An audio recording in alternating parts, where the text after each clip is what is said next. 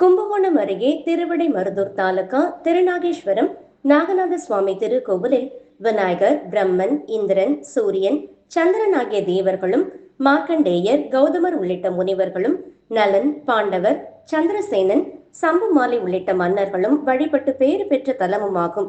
இங்கு ஒவ்வொரு ஆண்டும் வைகாசி விசாக பெருவிழா 12 நாட்களுக்கு நடைபெறுவது வழக்கம். அதுபோல இவ்வாண்டும் இவ்விழா இன்று கொடியேற்றத்துடன் தொடங்கியது.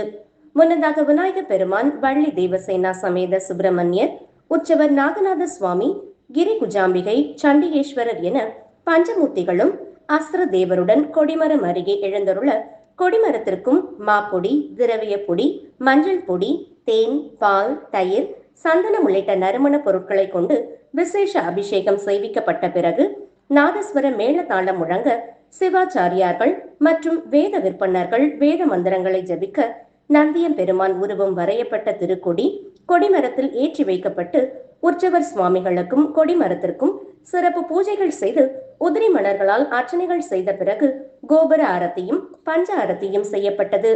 இதில் ஏராளமான பக்தர்கள் கலந்து கொண்டு சுவாமி தரிசனம் செய்தனர். கொடியேற்றத்தை தொடர்ந்து நாள்தோறும் ஏகாந்தம், சூரிய பிரபை, சந்திர பிரபை, பூதம், கிளி, காமதேனு, ரிஷபம், யானை, சிம்மம், சேஷ, குதிரை என பலவிதமான வாகனங்களில் திருவீதி உலா நடைபெறுகிறது.